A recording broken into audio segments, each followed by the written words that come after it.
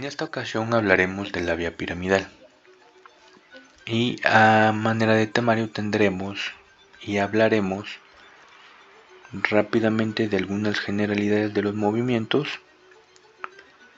También hablaremos del inicio de la vía piramidal en la corteza motora, cómo se dispone a nivel de la corona radiada o centro semioval y cómo estas fibras se condensan a nivel de la cápsula interna, así como su configuración para poder saber en qué región de la cápsula interna se encuentra, tanto en la vía córtico-espinal como en la vía córtico-nuclear.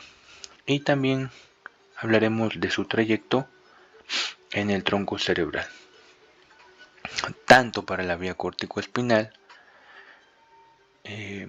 como para la vía córtico-vulvar, que terminaría ahí mismo en el tallo cerebral. Y de la disposición de la vía córtico-espinal a nivel de las astas anteriores de la médula espinal.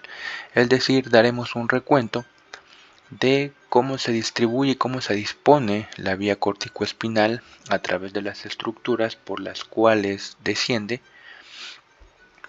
y la particularidad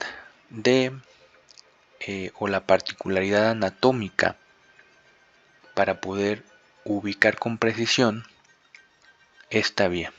Ahora, rápidamente diremos que existen movimientos que son los movimientos finos, intencionales o voluntarios y con una finalidad específica que se llevan a cabo a través de un sistema específico que es la vía piramidal. Pero para que estos movimientos sean precisamente finos y sean finalistas, necesitan coadyuvarse por otro sistema que le acompaña, que es el sistema extrapiramidal, y que la lesión en ciertas estructuras tanto de la vía piramidal como de la vía extrapiramidal se traducirá en signos neurológicos que nos ayudarán tanto a saber si se trata de precisamente la lesión de la vía piramidal o extrapiramidal y el lugar en donde se encuentra dañada.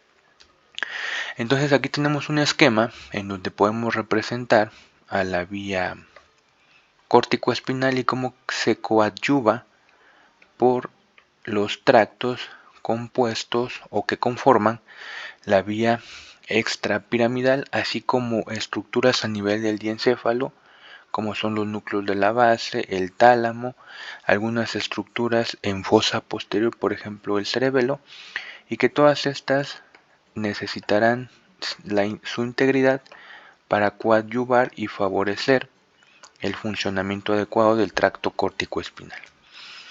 ¿En dónde se origina la vía piramidal? La vía piramidal se origina en la corteza motora a nivel básicamente de la circunvolución precentral. Sin embargo, recibirá fibras también de algunas otras zonas de la corteza, pero originalmente se formará de unas células en particular que se encuentran en la capa 5 de la corteza, hablando claramente de que se trata de neocorteza, porque nosotros sabemos que existe también una paleocorteza y una arquicorteza en la cual no se encuentran todas estas capas. Entonces, la neocorteza, que está formando característicamente estas regiones que son las implicadas en la formación de la vía piramidal, están formadas por 6 capas de externo a interno o hacia la profundidad.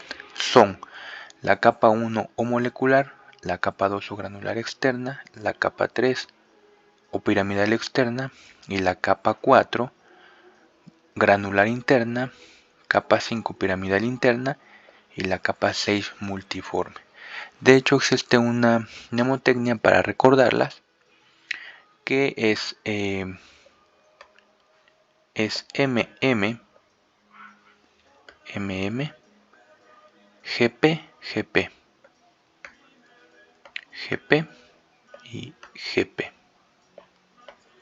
Entonces es MM, GP, GP. Bueno, a nivel de la capa 5, principalmente, porque también en la capa 3 tenemos células piramidales. Sobre todo a nivel de la capa 5 encontramos estas células piramidales que se llaman células gigantes de Betz. Estas células son las encargadas de la formación de la vía corticoespinal, es decir, sus axones se van a dirigir y van a confluir hacia niveles subcorticales. Aquí lo podemos ejemplificar, hacia niveles subcorticales, y su conjunción formará esta vía piramidal. Ahora necesitamos comprender también el concepto de una unidad motora. Una unidad motora quiere decir que el sistema nervioso central se encuentra conectado con el sistema o con el órgano efector, que sería el sistema musculoesquelético, gracias a la unión entre una motoneurona, sus axones y las fibras musculares que está inervando.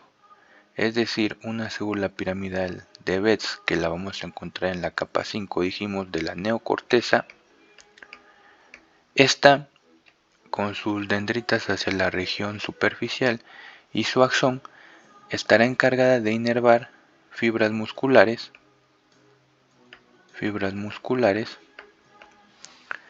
en el órgano efector, que sería el músculo esquelético. Entonces, puede inervar desde una o más fibras musculares, dependiendo del músculo del que estemos hablando y de la función de este. ¿Ok? A todo esto se le conoce como unidad motora. Ahora, también tenemos que recordar algunos conceptos sobre la neurona motora superior y la neurona motora inferior, y qué trayectos seguirán dependiendo de si están formando parte del tracto córtico espinal o córtico núcleo. Podemos empezar con el tracto córtico nuclear, que vamos a teñir en verde. Este sería el tracto o la vía córtico nuclear. Y la vía córtico nuclear iniciará, como ya dijimos, a este nivel en la corteza y descenderá por las estructuras de las cuales hablaremos posteriormente, pero característicamente esta neurona que acabo de teñir de color verde sería la neurona motora superior de la vía córtico-nuclear, es decir, termina a nivel del tronco del encéfalo, y su contraparte, que sería la neurona motora superior de la vía córtico-espinal, iniciará a nivel de la corteza, descenderá por las regiones subcorticales, el tronco del encéfalo, descenderá hasta llegar, aquí se va a decusar, hasta llegar a el lugar en donde se van a encontrar con la segunda neurona motora a nivel de las astas anteriores. Entonces, esta vía que he teñido en azul sería la neurona motora superior de la vía córtico-espinal o córtico-medular. ¿Ok? Y la segunda neurona es la que encontraremos el cuerpo neuronal en el núcleo de la vía, si estamos hablando de la vía córtico-nuclear, a nivel del tronco del encéfalo, dependiendo del par craneal del cual estamos hablando, y esta emergerá para formar el par craneal del que se trate. ¿Ok? Esta sería la neurona motora inferior de la vía corticonuclear. Y esta sería la neurona motora, no me deja pintarlo, pero entonces aquí tendríamos en las astas anteriores las alfa motoneuronas que darán origen a los nervios espinales o a la rama motora de los nervios espinales, que estarán formando la neurona motora inferior de la vía corticoespinal. Neurona motora inferior. ¿Ok? Una vez habiendo recordado estos conceptos, podemos continuar. Ahora, se origina solamente del área 4 de la neocorteza el tracto córtico espinal. La realidad es que no. Se forma de hecho del área motora primaria, particularmente, la cual tenemos aquí. Pero también va a recibir fibras provenientes tanto de la corteza premotora como de la corteza motora suplementaria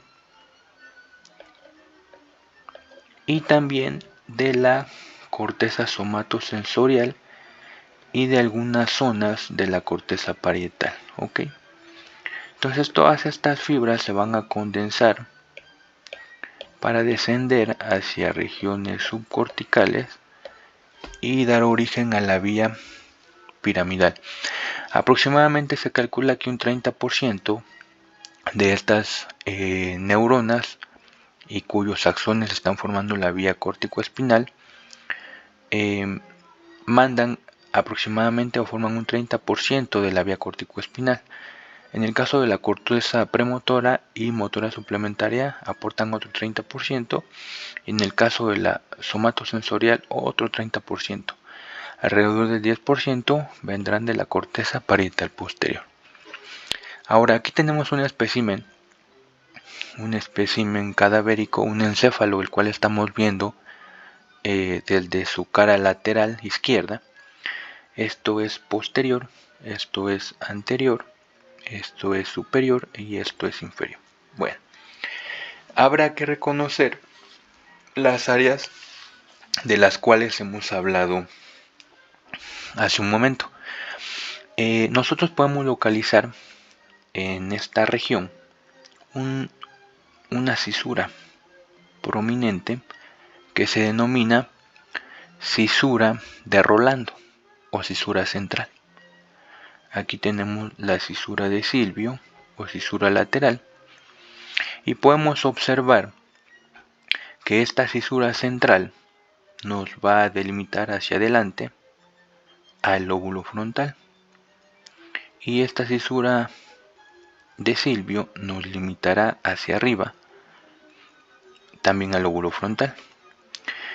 No hablaremos de la anatomía o de la configuración externa de la corteza del lóbulo frontal, pero tenemos que reconocer en dónde se encuentra la zona en donde se encuentra representada la corteza motora primaria o área 4 de Brodmann, y es la que está representada por delante del surco central.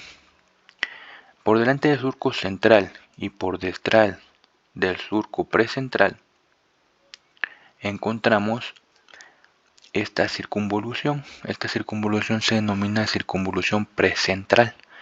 Y en la circunvolución precentral se encuentra el área 4 de Brodmann, conocida como área motora primaria. Posterior al surco central, es decir, entre el surco central y el surco postcentral, encontraremos el área sensitiva primaria 3, 1 y 2 de Brodmann, que también aportarán, como vimos, fibras para formar el tracto piramidal o la vía piramidal. Y también el área premotora, área 6 de Brodmann, y también el área motora suplementaria nos estarán dando aportes, como habíamos visto, para formar la vía piramidal. Bien, aquí tenemos otra imagen. Este es un encéfalo visto desde una visión superior. Esto es anterior, esto es posterior, esto sería izquierdo y derecho. Entonces podemos ubicar nuevamente lo que correspondería al surco central, el surco precentral, el surco postcentral, y entre el surco central y el surco precentral la circunvolución precentral, y entre el surco central y el surco postcentral la circunvolución postcentral. Muy bien, ahora seguramente conocen esta representación denominada homúnculo, o también denominada como hombrecillo o hombrecillo mal hecho, que nos ejemplifica que a nivel de la corteza la representación corporal no es uniforme. Es decir, aquí tenemos la representación o el homúnculo motor y aquí el sensorial. El homúnculo motor tendrá una gran representación de la región de la cara, sobre todo de la musculatura que se encarga de la fonación, de la deglución y de la expresión.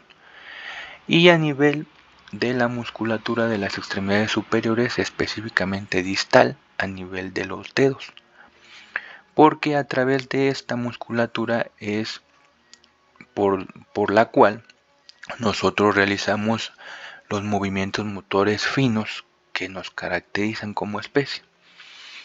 Entonces, aquí tenemos la imagen que esta es una imagen, un corte coronal de un encéfalo. Esto es medial, esto es lateral, esto es inferior y esto es superior. A su izquierda tenemos el homúnculo sensitivo y a su derecha tenemos el homúnculo motor. Ahorita el que nos importa es el homúnculo motor, y podemos observar esta característica a nivel de la corteza que se encuentra en el giro precentral. Como la representación corporal, les comenté previamente, no es uniforme, es decir, gran parte de la corteza dorsolateral es la que tendrá la representación de la cara. La parte más lateral e inferior tendrá la representación de la musculatura faríngea, y hacia la región superior, dorsolateral y superior, encontraremos también esta gran representación muy importante de la mano, y podemos ver cómo en la región del vértex, en una región mucho menos extensa, tendremos el tronco del cuerpo, ¿ok? Y hacia la región medial observaremos cómo se encuentra representada la extremidad inferior. Esto también es muy importante debido a que nos explican algunos hallazgos clínicos que encontraremos en caso de lesiones de la corteza cerebral.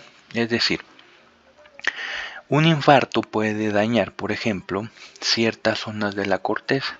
Si estamos hablando de irrigación arterial, aquí podemos representar una porción de la arteria cerebral media que básicamente se encarga de irrigar la región dorsolateral de los hemisferios frontales, entre otras estructuras, ¿no? Pero estamos hablando básicamente de la corteza aquí premotora. Entonces básicamente estará dando irrigación a la región, dijimos, dorsolateral. Por el contrario, la arteria cerebral interna, que estaría a este nivel y que subiría y va a transcurrir a nivel de esta región. Aquí tendríamos a la arteria cerebral anterior, y que esta a su vez estará irrigando a la región más medial, básicamente esta, la voy a poner acá con líneas punteadas, la región medial, y la región más cercana al vértex de la corteza o del giro precentral.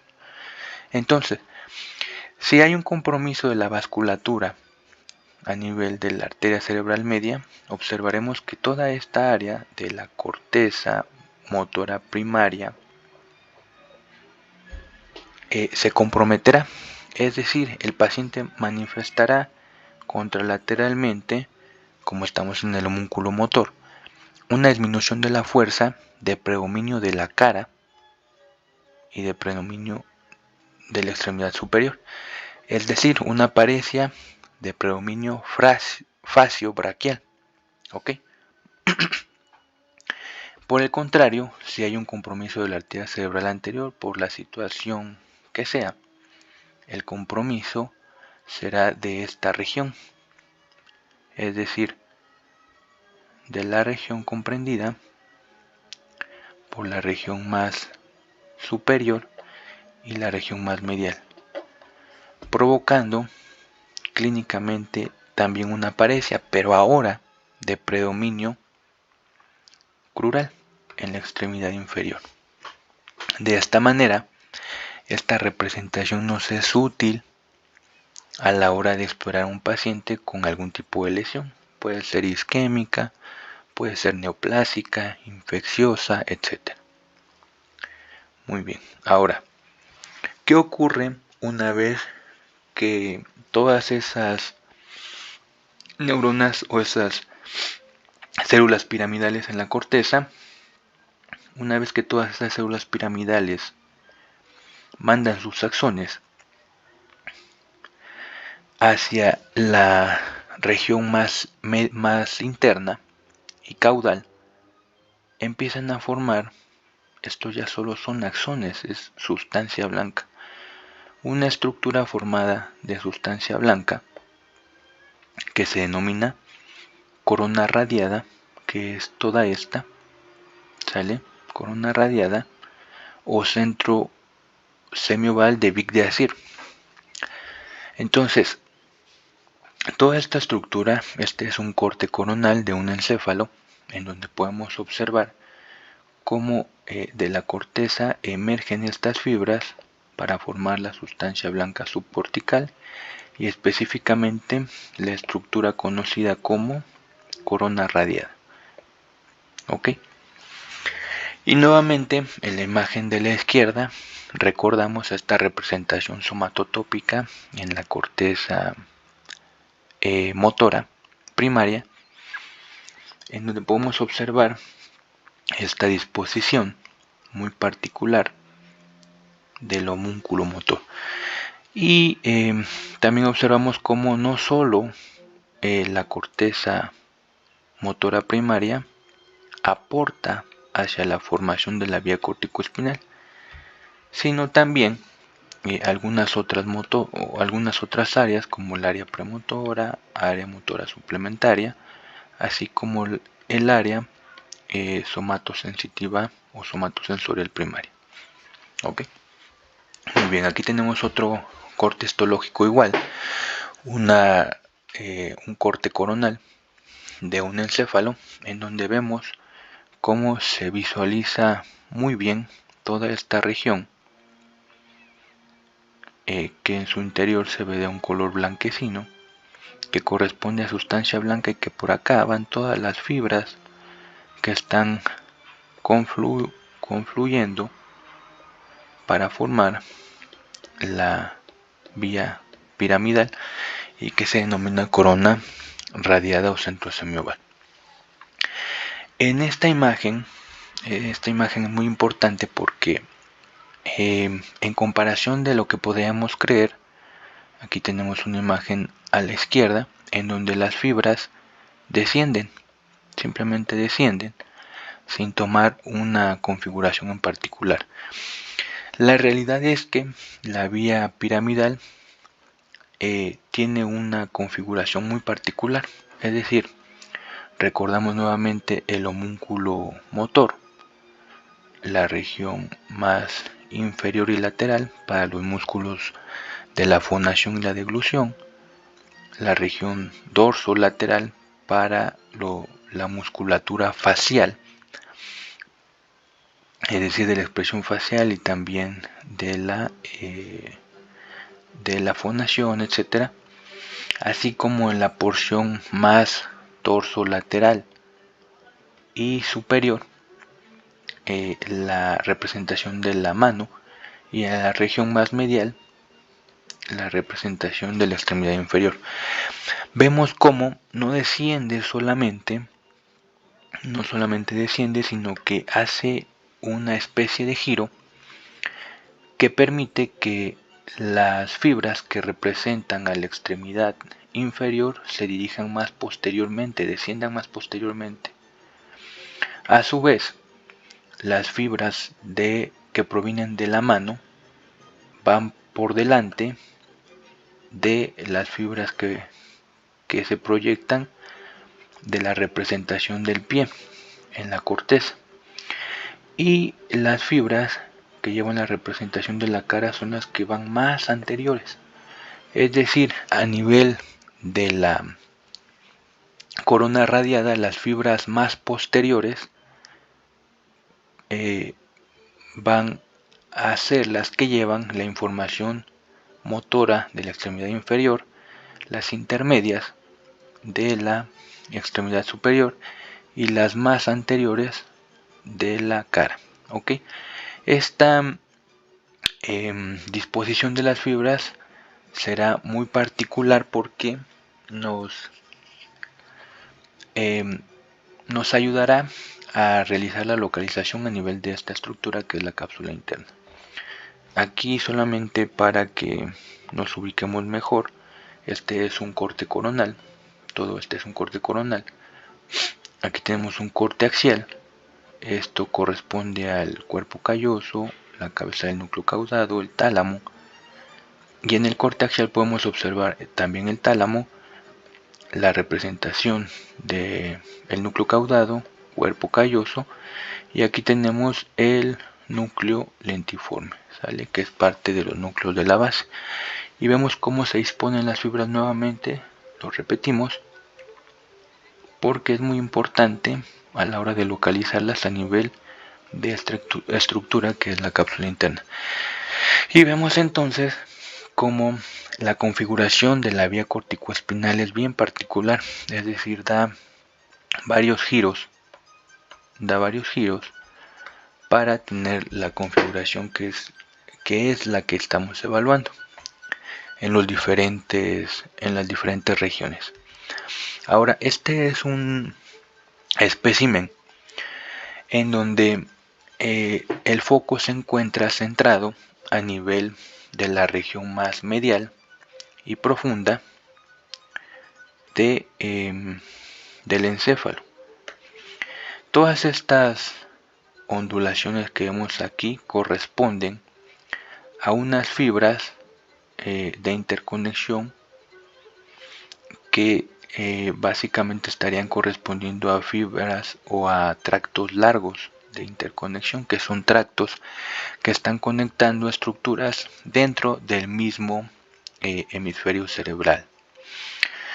También podemos observar, si pudiéramos tener una región más superior de la corteza, unas fibras blancas que también son fibras de asociación o de interconexión y que son más cortitas, que se llaman fibras arciformes.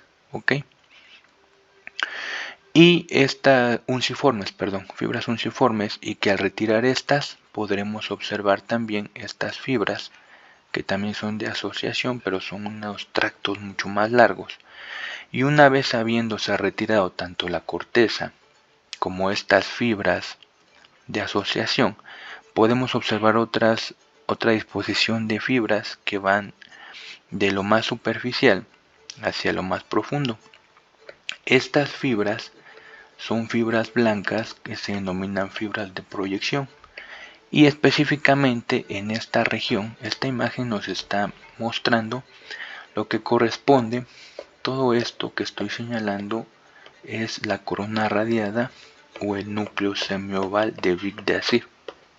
¿Sale? Una vez que se condensan aún más en la región medial, podemos observar que están formando la cápsula interna. Esta es la cápsula interna, toda esta condensación de fibras. Y aquí se seccionó parte de los núcleos profundos, núcleos de la base, y también nos permite ver esta imagen algunas fibras interhemisféricas. Esta se llama comisura anterior, que como sabemos estará conectando los lóbulos temporales de ambos hemisferios. Entonces, esta imagen es muy importante para localizar el centro semioval y la cápsula interna. Muy bien. Ahora, ¿cómo se encuentra dispuestas todas estas fibras ahora a nivel de la cápsula interna? En la cápsula interna, este es un corte axial que también represente del lado derecho para poder hacer la localización de las estructuras. Esto es el ventrículo lateral, es el asta frontal del ventrículo lateral que estaría representada a este nivel. Este es el núcleo caudado, básicamente la cabeza del núcleo caudado, y hacia inferior y medial podemos observar otro gran núcleo. Este es el tálamo, aquí lo tenemos, el tálamo, y lateralmente a estas dos estructuras tenemos el núcleo lenticular, y el núcleo lenticular formado por el putamen y por el globo pálido, y el globo pálido a su vez dividido en un globo pálido interno y un globo pálido externo. Es lo mismo que tenemos aquí, el núcleo lenticular, putamen, globo pálido externo y globo pálido interno. Y ahora sí podemos dilucidar o podemos observar bien la estructura que queda en el centro. Esta estructura que queda en el centro se denomina cápsula interna. Es esta de aquí, cápsula interna. Este es el brazo anterior de la cápsula interna. Aquí lo tenemos, brazo anterior de la cápsula interna, que se encuentra entre el núcleo caudado y el núcleo lenticular. Y el brazo posterior de la cápsula interna, que está delimitado, aquí lo tenemos, por el tálamo y lateralmente por el núcleo lenticular. La zona central, esta zona se denomina rodilla de la cápsula interna. Entonces tenemos un brazo anterior, un brazo posterior, una rodilla, y tenemos otras dos regiones, una porción retrolenticular y una porción sublenticular, que son las 5 porciones de la cápsula interna. Ahora, ¿qué estructuras vamos a encontrar en la cápsula interna? Son las siguientes. Podemos observar que en el brazo anterior tendremos fibras córtico-pontinas, como están aquí representadas, fibras córtico-pontinas en esta región, y también tenemos la radiación talámica anterior en esta región. ¿Ok? Entre estas dos estructuras y la rodilla encontraremos el área por donde descienden las fibras del campo ocular frontal, que provienen del área 8 en el giro frontal superior y parte del medio. Y después observaremos que a nivel de la rodilla de la cápsula interna es por donde irán las fibras córtico-nucleares. ¿Ok? Por aquí va el tracto córtico-nuclear o córtico-vulvar. ¿Sale? Y ahora, en el brazo posterior encontramos varias estructuras. Tenemos las fibras, todos estos núcleos, fibras pálido-talámicas, córtico-rubrales, córtico-reticulares, pero también tenemos a la radiación talámica superior, que aquí está representada de esta manera. Tenemos la radiación talámica superior y también tenemos las fibras o el tracto córtico-espinal, ¿sale? Y el tracto córtico-espinal tiene una disposición particular también a este nivel. La región del brazo irá más anterior que la región torácica y que la región de la extremidad inferior, como lo podemos ver aquí. Brazo, región del tronco y la pierna, ¿ok? Ahora, esto también nos explica por qué una lesión a nivel de la cápsula interna nos dará ciertos hallazgos en particular. Hay un síndrome que se llama síndrome capsular, en donde se afectan unas arterias que ingresan hacia las partes más profundas del encéfalo a nivel del diencéfalo, es decir, a nivel de los núcleos de la base y de la cápsula interna. Estas fibras, cuando se comprometen, pueden ser por hemorragias a nivel de los núcleos basales, muy comunes en pacientes hipertensos, o infartos, los denominados infartos lacunares. En esta región de la cápsula interna estarán comprometiendo estos tractos que acabo de describir. Por lo tanto, el síndrome de cápsula interna, síndrome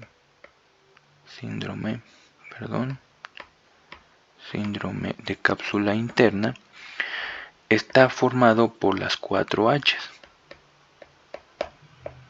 Y estas 4 H's son fáciles de reconocer ahora que conocemos la disposición de todas estas fibras. El paciente tendrá hemiparesia precisamente porque se comprometió el tracto córtico espinal, ¿sale? Tenemos hemiparesia contralateral. Tenemos hemihipoestesia porque se compromete la región de las radiaciones talámicas superiores por donde va la vía sensitiva primaria, ¿ok? Entonces, hemihipoestesia. Como esta lesión también está comprometiendo estas vías que corresponden a la porción retrolenticular y la porción sublenticular por donde va la radiación óptica y la radiación acústica, esta lesión también provocará una hemianopsia y una hipoacusia. Este es el síndrome capsular o síndrome de cápsula interna, provocado por un infarto o una hemorragia de este nivel. Ok, entonces, para más rápido, nos quedaremos con lo siguiente. En la rodilla irá la vía córtico-vulvar o córtico-nuclear, y en el brazo posterior tendremos a la vía córtico-espinal. Dentro de esta región, la porción más anterior correspondiente al brazo, después a la región del tronco y después a la región de la pierna. Ok, muy bien. Ahora,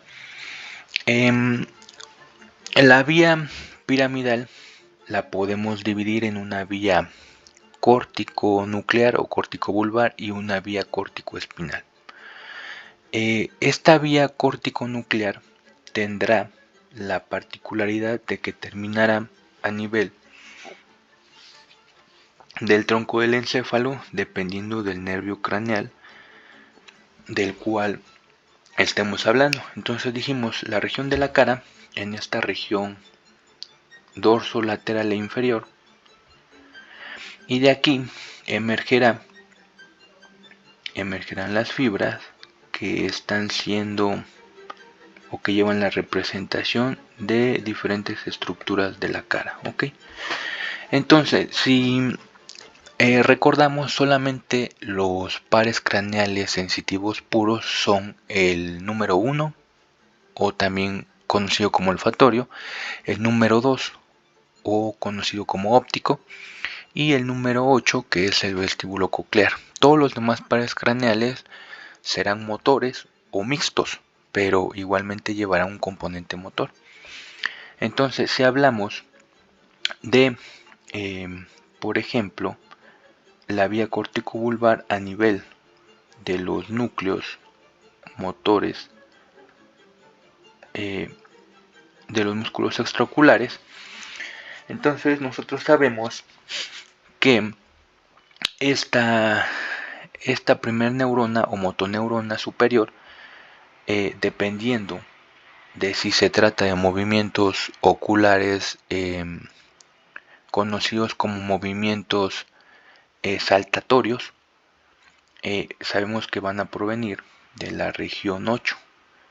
Y si estamos hablando de estos núcleos, de movimientos que son movimientos de seguimiento, entonces estaremos hablando de la confluencia o de la región parieto-occipital. Aquí estará el origen de las fibras que llegarán al núcleo motor principal de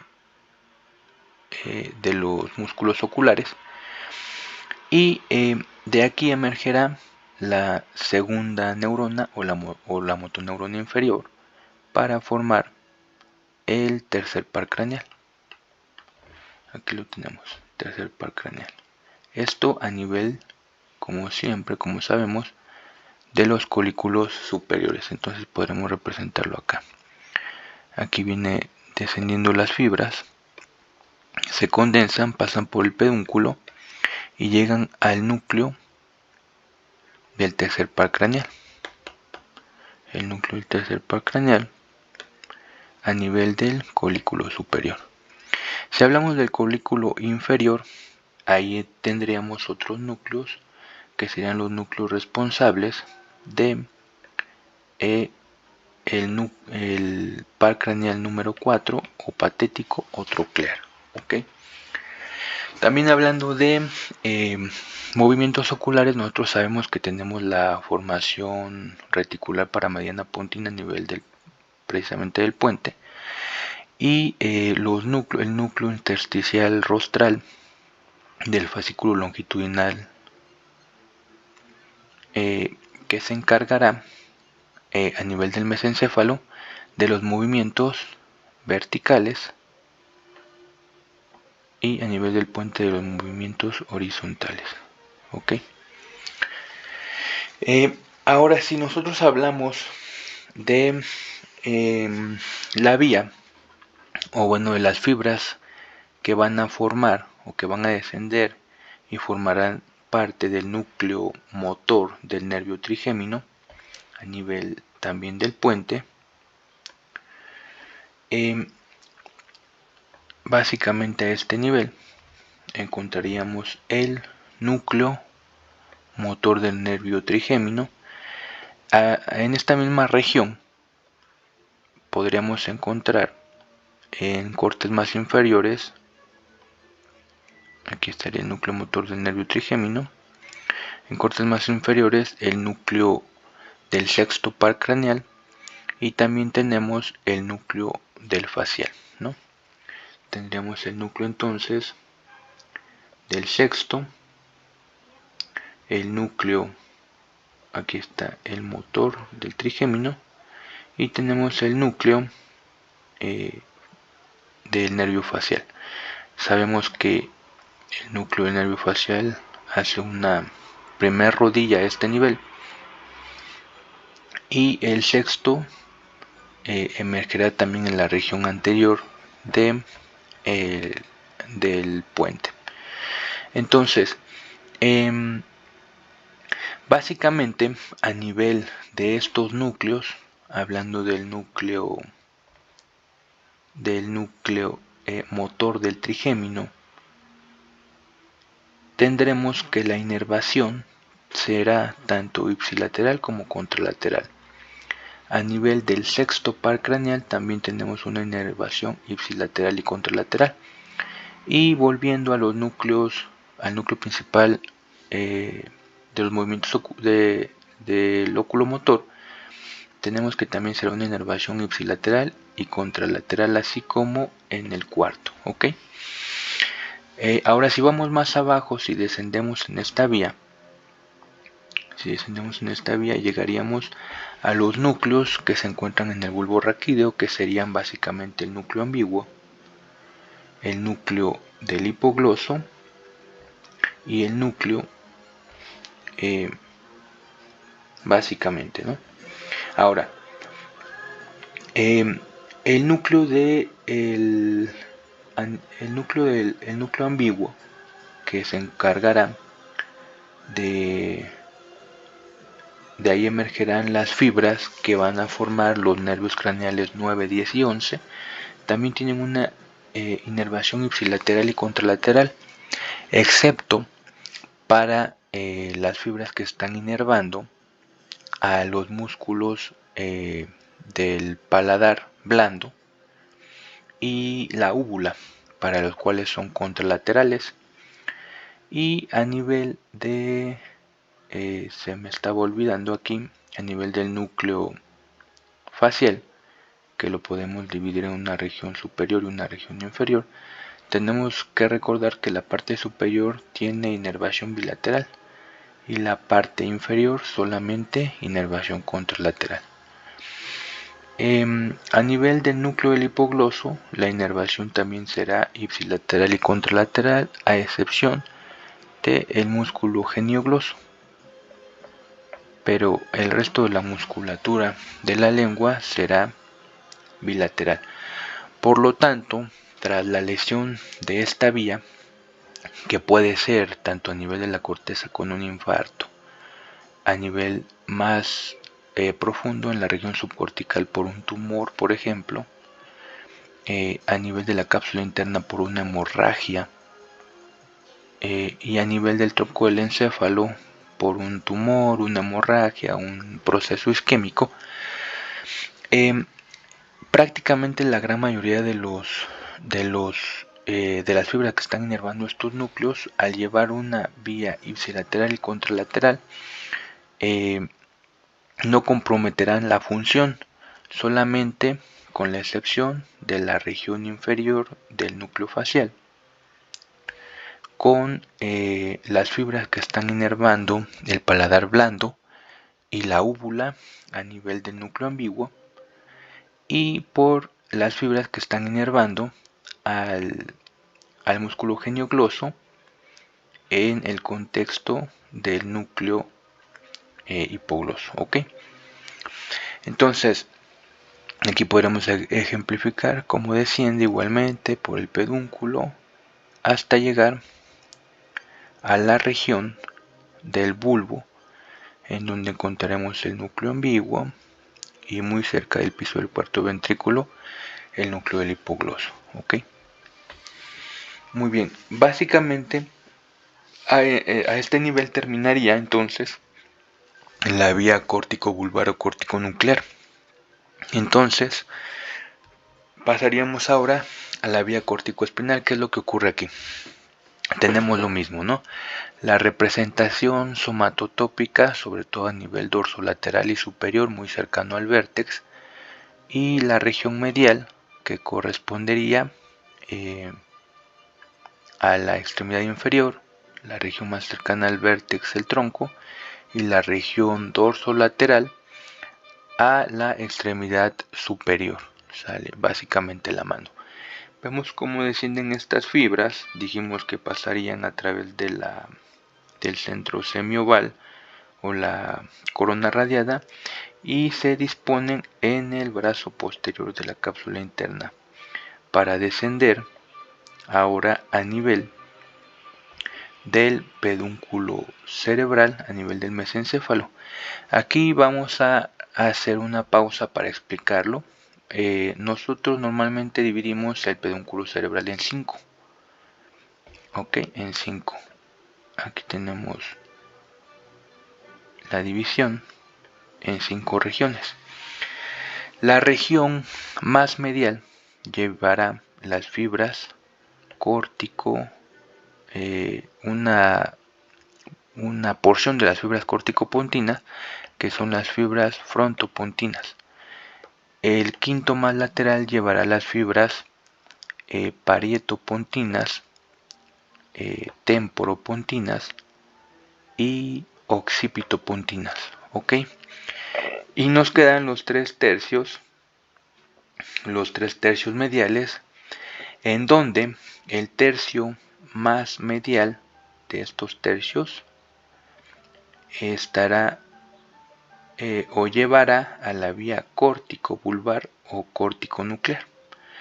Y los 2/3 laterales de estos tercios mediales, que serían estos, van a llevar la información correspondiente a la vía córtico-espinal, que es la vía de la que estamos hablando en este momento. Entonces, descienden estas fibras.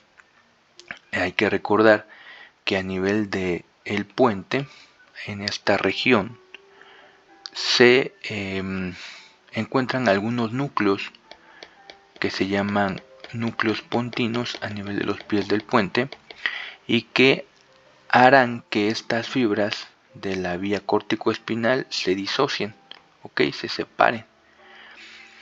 Y después, en regiones más inferiores, volverán a unirse o a estar más en contacto más estrecho en regiones que corresponden, por ejemplo, a la región del bulbo. Ahora, aquí viene algo muy importante, que es estas fibras a nivel del bulbo, a nivel de las pirámides, van a decusarse, ¿ok? Se decusarán para formar la principal vía motora a nivel de la médula espinal. Es decir, estas fibras vienen de la cápsula interna, descienden por los pedúnculos cerebrales, ya dijimos a nivel de los 2/3 externos mediales, y después se disocian aquí a nivel del puente para volver a condensarse a nivel de la médula oblongada, y por último se decusan, ¿ok? Se decusan al lado contralateral y descienden. Y a nivel de esta región se encuentran las pirámides vulvares. Ahora, ¿qué es lo que ocurre ahora en la médula espinal? Lo que ocurre es lo siguiente: prácticamente el 90% de las fibras, entre el 80 y el 90% de las fibras se van a decusar, como lo vimos a nivel de las pirámides, ¿sale?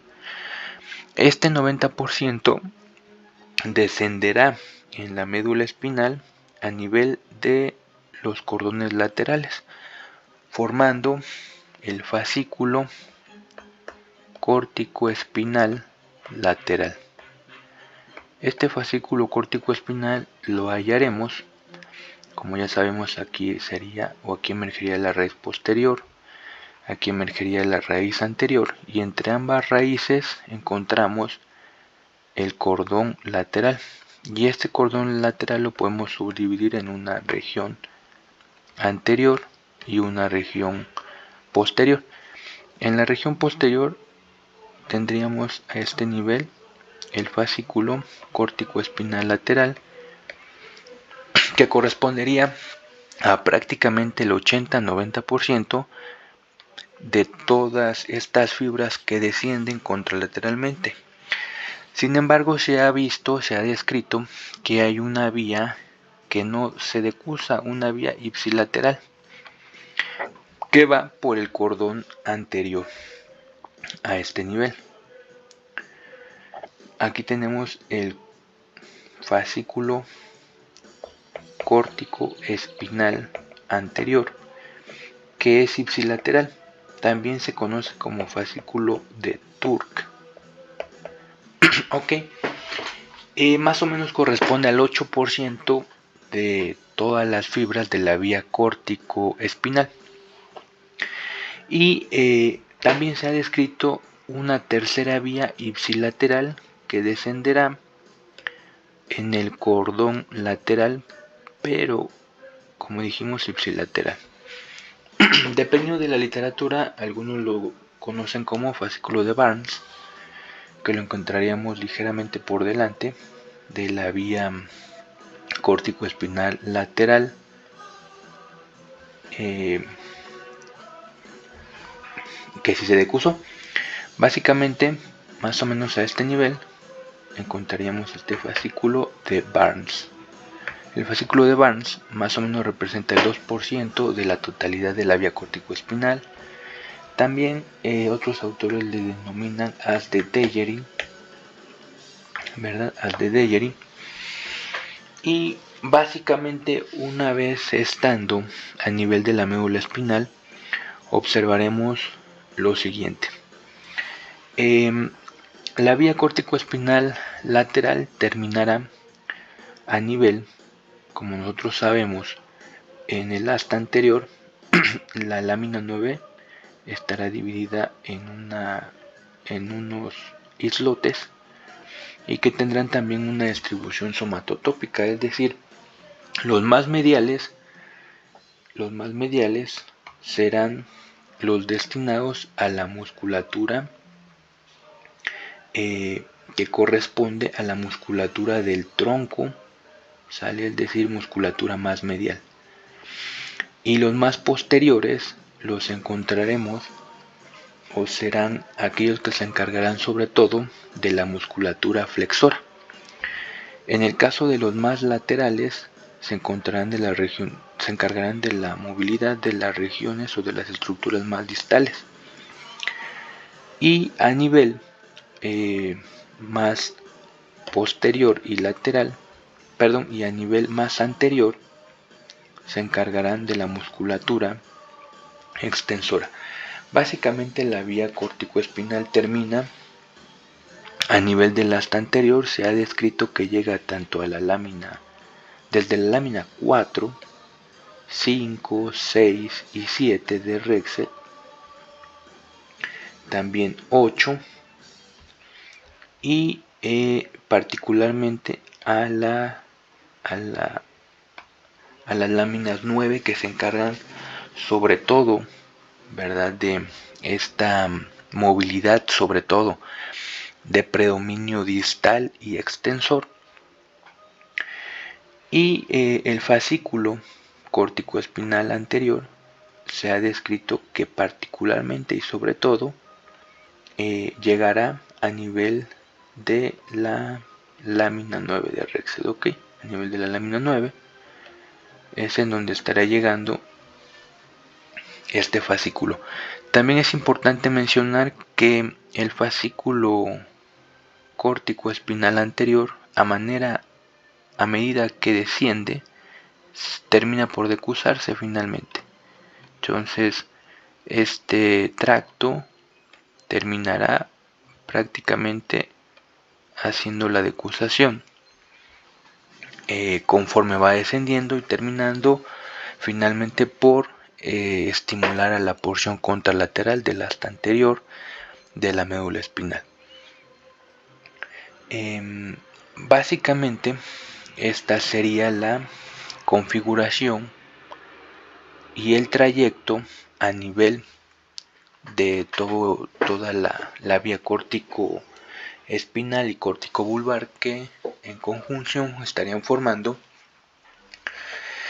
a la vía piramidal. Ahora, habíamos hecho la distinción entre una neurona motora superior y una neurona motora inferior.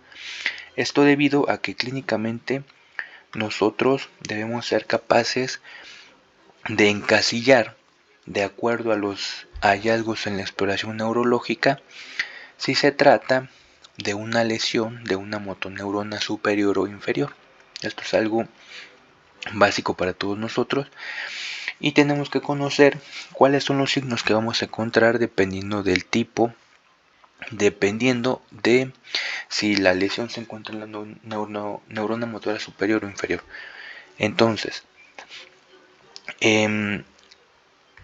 tenemos que si hay una lesión a nivel de la neurona motora superior, básicamente nosotros al hacer la exploración tenemos que realizar en la exploración motora lo siguiente: evaluar la fuerza, evaluar el tono, evaluar el trofismo del músculo y posteriormente evaluar los reflejos. Aparte de los reflejos, tenemos que evaluar también si hay aparición de signos patológicos que nos sugieran la lesión de la neurona motora superior. Entonces, ¿qué encontraremos en un síndrome de neurona motora superior o alta? Encontraremos primero disminución de la fuerza del hemicuerpo contralateral. Ya lo dijimos, por la razón de que el 90% de estas fibras se decusan, o más del 90% finalmente, porque el tracto corticoespinal anterior termina por decusarse al final. Entonces tendremos una hemiparesia o una hemiplegia contralateral. También tendremos sobre todo en un transcurso crónico de una lesión de neurona motora superior, aumento del tono muscular, es decir, el paciente estará espástico, el paciente tendrá una incapacidad, cuando nosotros hacemos el movimiento pasivo de una extremidad, sentiremos una resistencia al inicio del movimiento que después se puede vencer, que se denomina como signo del muelle o signo de la navaja. Esto nos habla de que hay un aumento del tono muscular, traducido como espasticidad. Al explorar los reflejos tendremos los reflejos miotáticos exagerados, es decir, tendremos hiperreflexia. Y si nosotros exploráramos los reflejos cutáneos abdominales, los encontraríamos abolidos, ¿ok? Y habría aparición de signos anormales. El más característico de estos es el signo de Babinski, pero también podremos encontrar algunos signos como el clonus, que es un movimiento alternante debido a una hiperreflexia muy exagerada. ¿Ok? Estos serían los signos de una neurona motora superior o alta. Posteriormente haré un video para explicar con más detalle esto, pero me parece importante integrarlo después de haber visto la vía corticoespinal. En el caso entonces de los signos que encontraremos en la lesión de neurona motora inferior o baja, lo que hallaremos sería una pérdida, una parálisis, o sea, una hemiplegia o una hemiparesia del hemicuerpo contralateral. También encontraremos el tono muscular disminuido, una hipotonía. En el caso de los reflejos los vamos a encontrar también disminuidos o prácticamente con arreflexia.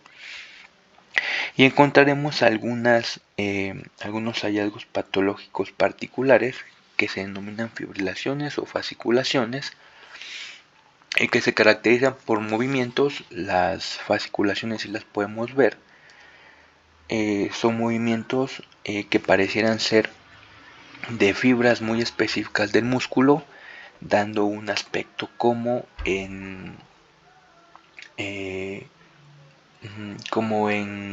cuerda, le llaman, como en cuerda de piano, esa contracción como aislada de las fibras musculares que le da ese aspecto. Y las fibrilaciones no las podemos ver, pero las podemos encontrar en algunos estudios específicos de electrofisiología. Básicamente estos se integrarían al síndrome de neurona motora inferior o neurona motora baja. Y encontraríamos atrofia muscular. Esto sería también algo muy evidente en este síndrome de neurona motora inferior. Bueno, esto básicamente es el término de esta charla. Posteriormente haremos un video sobre las lesiones de neurona motora superior e inferior y sobre el sistema extrapiramidal también. Muchas gracias.